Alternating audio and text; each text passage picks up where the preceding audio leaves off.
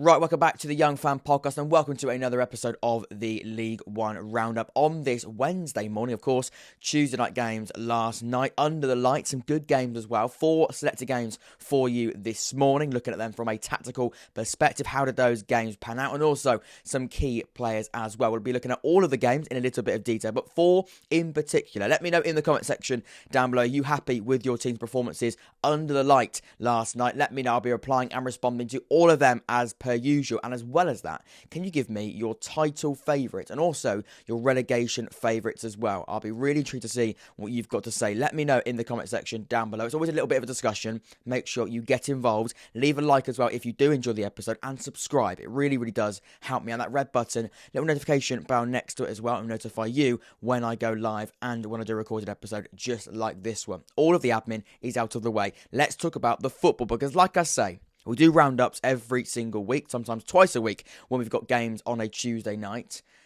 But these games, some of them, really, really fascinating. Let's get straight into it. Starting off with Shrewsbury Town against Exeter City. So Shrewsbury versus Exeter is the first game here. Shrewsbury, the home side, coming out on top against the newly promoted side. 3-2 being the final score. You can see by looking at the league table, very close to each other actually after that result. Exeter 9th in the league, 11 points from 8 games. Shrewsbury 8th in the league, 12 points from 8 games. Both sides with 3 wins.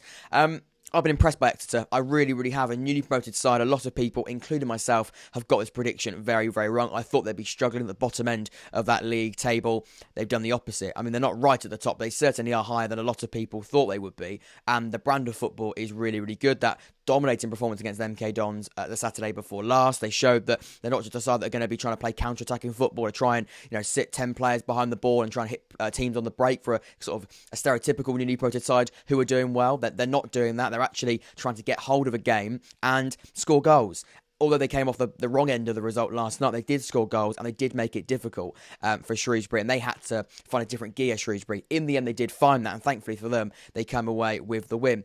8th in the league for Shrewsbury. I was underwhelmed by them with the start of the season. I'm talking early doors. We're still at the start of the season, but early doors, some drop points for them that didn't feel right. They didn't feel right. I spoke to a few Shrewsbury Town fans who weren't pleased with their team's performances. I think basically, the big one being they had a really good transfer window. Their squad is looking much better, and they weren't really able to, I think, make use of that squad in the best way possible. And like I said, they're dropping some silly points in those really early games of the campaign. But now, back-to-back wins, 12 points, only 1 point separates themselves from that top 6. They're looking in really good shape, and I think they are now building a little bit of rhythm. Maybe that transfer window was as successful as we thought. It just needed to take time to gel and find that best 11. I think they are finding that best 11 now. I think they are finding a really clear system and exactly the way they want to play with those new additions. But nothing to take away from Exeter. They've also had a really good start to the season. But again, that'll be a disappointing result because, of course, they were unbeaten in the last 2 coming into this game. Looking at how this game specifically panned out, you can see here almost a half of a game of 2 halves, really. I look at the first half, Exeter, I say, with a better side. Of course, Shrewsbury in the green, Exeter in the blue by looking at this momentum graph here. More blue than green in that first half, and I'd say more green than blue in the second half. And all the goals erupted sort of at one point. In the span of about 20 minutes, we saw 4 goals. And actually, Exeter, who lost the game, of course, scored their 2 goals and went 2-0 up within the space of about 3 minutes of each other. 1-0 in the 17th minute. Sweeney makes it 1-0 in the 20th minute. 3 minutes later, Jonathan Grounds makes it 2.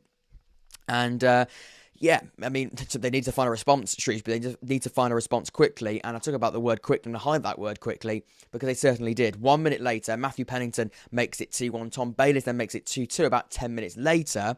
In 34 minutes, we saw 4 goals and we certainly saw this game come to life. And then I'd say Exeter finished the half the better side. Maybe could have scored before half-time, make it 3-2 before the break. They weren't able to, and it is 2-2 after the first 45. The second 45, not as exciting, but do expect that when you do see a half where there is a lot of goals. And, I mean, it was a crazy first half, ultimately, in quite a short amount of time, ultimately. You don't really expect that second half to almost live up to that. Managers at half-time normally say, can we calm the game down? Can we just sort of lower the tempo? Brilliant for a fan, brilliant for the neutrals, but ultimately as a manager, it's your worst nightmare. You do not want a game where goals are flying in everywhere and your defence is all confused. You do not want that. You want to slow the game down and try and play a little bit more pragmatic. And that'll be the same, I imagine, for the home side and the away side. However, I think we'd actually see that as a bit of a reflection, really. Shrewsbury started the better side, but only just, not really. Then Exeter sort of tried to get back into the game, but didn't really get any sort of foothold. Then Exeter had a little moment before quite a big Shrewsbury dominant spout, and then in the 93rd minute, the ex-Oxford United and Sheffield Wednesday centre-back Che Dunkley makes it 3-2. I imagine that erupted, considering they were 2-0 down in the game. A brilliant comeback, and I imagine for Che Dunkley, I haven't seen the goal, but I'm going to go header. It might be wrong there, but he's a very, very notoriously good header of the ball, and Che Dunkley makes it 3-2. And like I say, from going 2-0 down, it's a brilliant comeback for Shrewsbury. Disappointing for Exeter, of course. They did have a 2-goal lead in the game. It was cut back fairly short, 1 minute later, when Pennington got one back. But ultimately, Shrewsbury, I mean, Exeter, they probably were the better side, but I think Shrewsbury in that second half looked to have a little bit more control, and pretty much from the 70th minute until the end of the game, they were in control, and they got that goal very late on. In terms of the stats, Exeter, like I say, I mean, talk about being a better side. Ball possession isn't always a reflection of the better side, but Exeter did have more of the ball, only just 51 possession till 49. Shrewsbury did have more of the shots, 18-15, but again, that's fairly close. Shrewsbury had more on target, 7-5. More shots on target, completely even. It was actually 7-all in that sense. More block shots for Shrewsbury. I imagine the second half was a little bit more of a Shrewsbury dominance, and I am right. 52% for them in that second half. 12 shots to 3. They were the better side in that second 45. I think that was probably the big turning point in terms of the way that they went on then eventually and won the game. With the first half, it was Exeter. It does feel like a game of two halves. First half, Exeter, more of the shots. Second half, Shrewsbury, more of the shots. And actually, in both of those halves, the side with more shots pretty much wiped the floor of the opposition. So it did feel as though sort of two sides had their moments. Unfortunately, it was an absolute goal fest in that first half. Second half, though, much slower. But Shrewsbury, they were able to take their chances and be a little bit more patient with the ball. In terms of key men, you probably would have to go with George Nurse on this left-hand side, of course. Didn't get a goal or an assist, but down to SofaScore had a really, really good game. 50% with his passing accuracy, 2 key crosses, 2 long balls as well, 63 touches. I mean, they've given him a high score. He probably wouldn't be someone that I'd absolutely shout and scream as man of the match by looking at maybe his goal contributions, but I think they probably have given him this high rating, 8.1 in total, due to his interceptions at 3, and also his tackles 6 as well. Seems to be a really good, sort of more defensive wing-back in the game. So that's the first game then, Shrewsbury against Exeter, 3-2 being the final score. Like I said, game of two halves, but Shrewsbury coming out on top. So Lincoln City versus Derby County is the next game here. Lincoln City, the home side, coming out on top, you can see by looking at the league table here. Derby 13th in the league. Really, in those last 5 games, they haven't been amazing. Only 1 win in that last set of 5. 2 losses and 2 draws, 11 points from 8 games. As for Lincoln City, it has been a fairly inconsistent last 5. 2 losses, 2 wins and a draw. 10 points, only 1 point separates those two sides. Looking at this graph here, always interested to see how this game pans out, and a graph is a really good way of showing it. Derby, they were the better side. Going forward, they're lacking again. Only 7 goals scored so far this season. That has been the downfall. It really, really has. In that final third, the creativity hasn't quite been there either. That has been the letdown. I look at Derby County. I look at their weaknesses so far. That, for me, is where they're going wrong. They brought in some really exciting attackers. Nathaniel Mendes-Lang being one. Lewis Dobbin. Bark Husen. McGoldrick.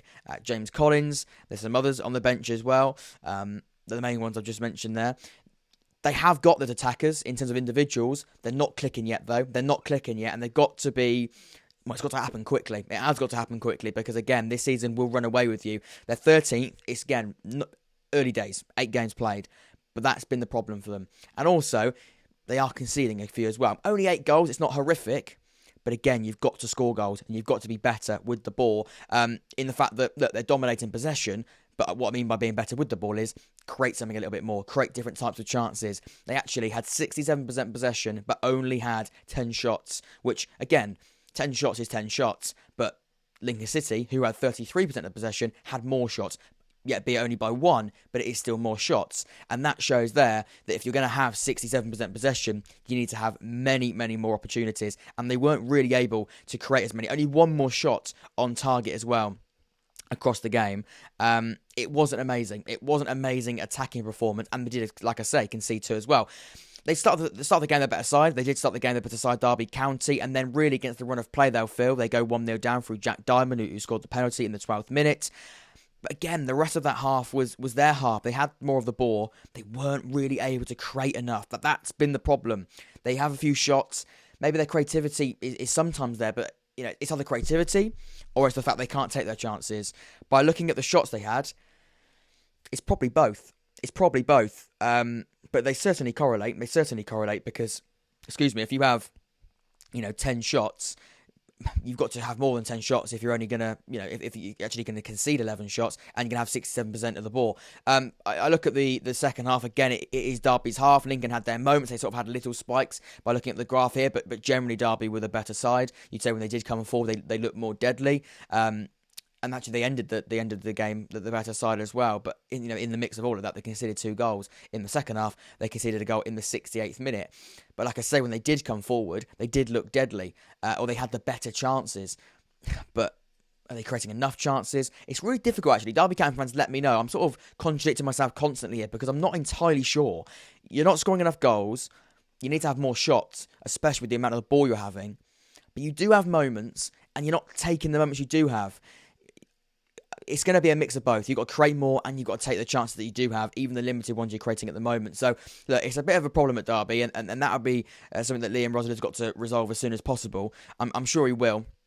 I look at that starting 11. They're trying to play a 4-2-3-1. But again, you look at here, Louis Sibley did not have a great game, that attacking midfield area, which does suggest as well he didn't create enough and he didn't really influence the game in that attacking area the way that that he needed to. And his Sofa score rating reflects that. And also he got substituted as well in the 53rd minute.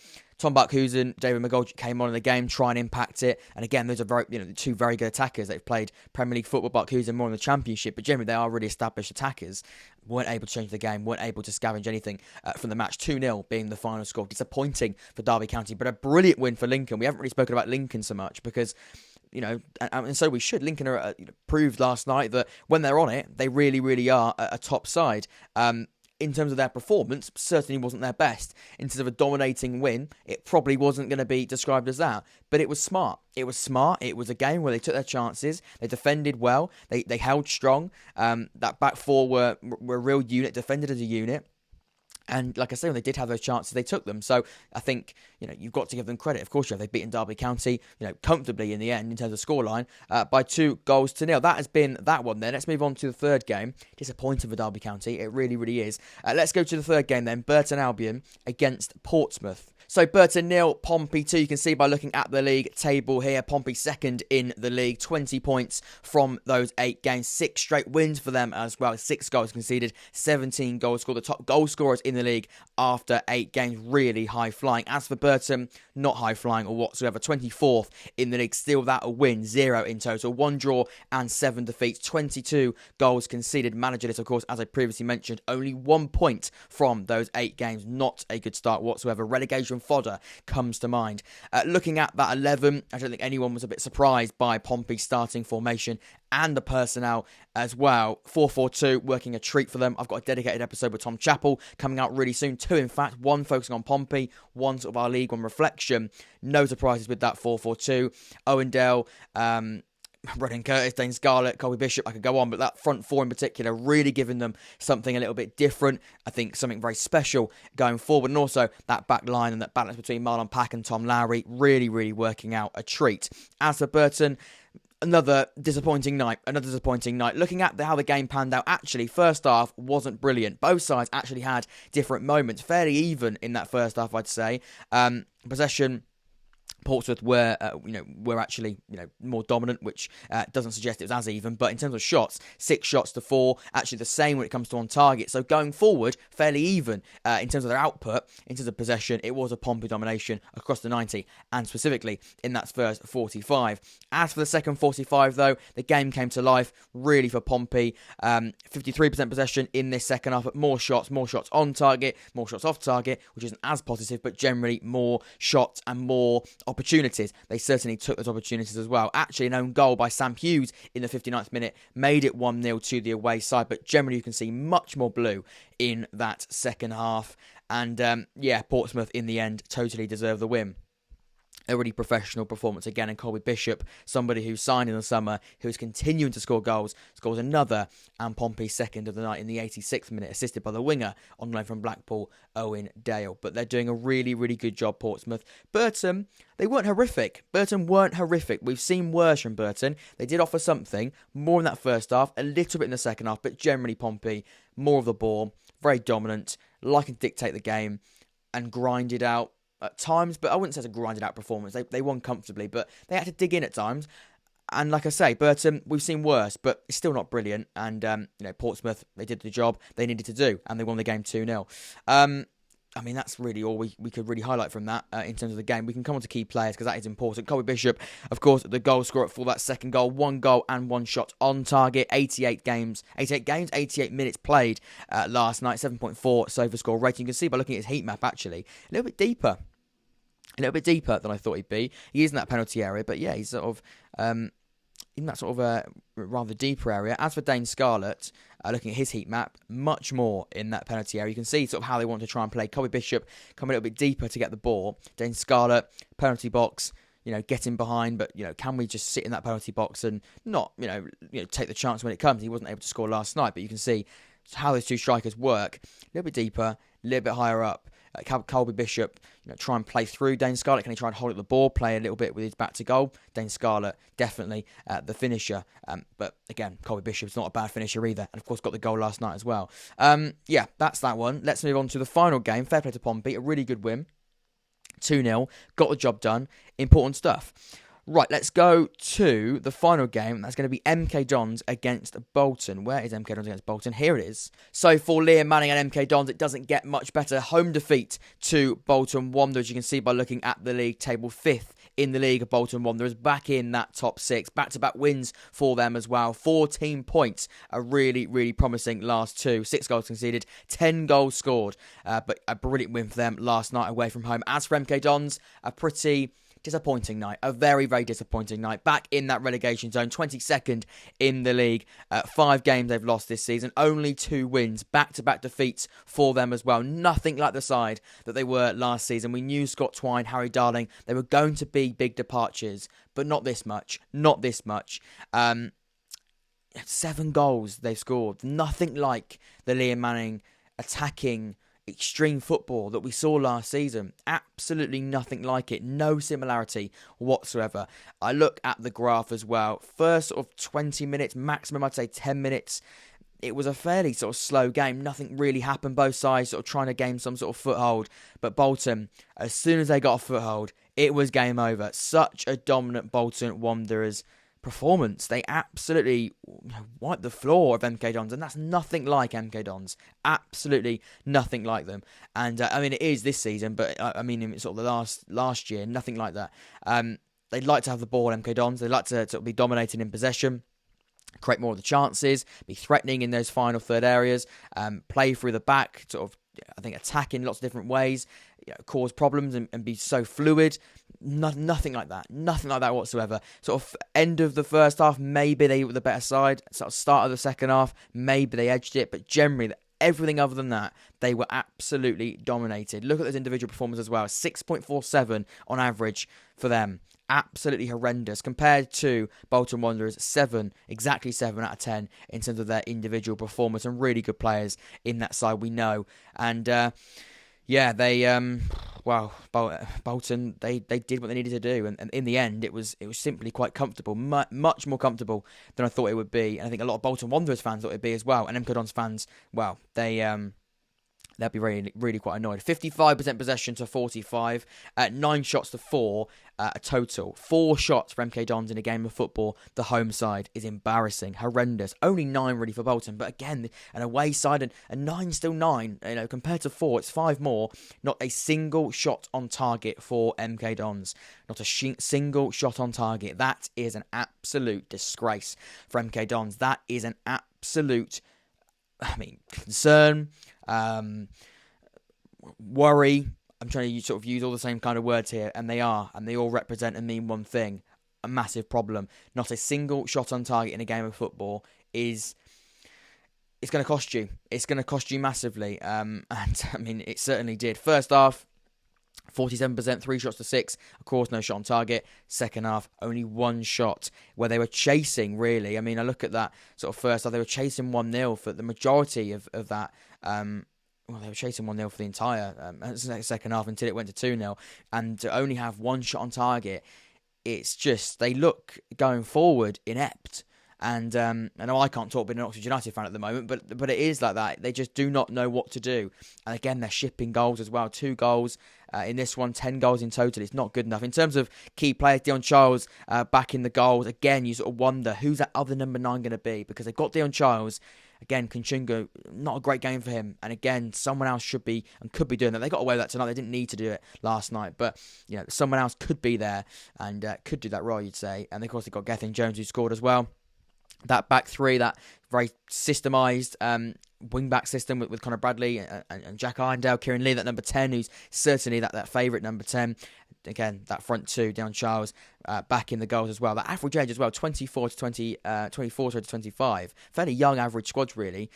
Maybe Dean Lewington is on the bench, so it did lower the average age for him. Of course, he's about 37. He wasn't part of the game last night. I think Liam Manning's desperately trying and change and find different ways, but everything he's trying to do is not working at the moment. And it's worrying. It really, really is. And again, they're back in that relegation zone. And Liam Manning is my stepdad. I'm sure he'll be watching and commenting as he always is. What do you think, mate? Because I think he predicted 14-0 to Bolton. I mean, 12 short, but it's still not good whatsoever. And all jokes aside, they really are in a serious, serious problem.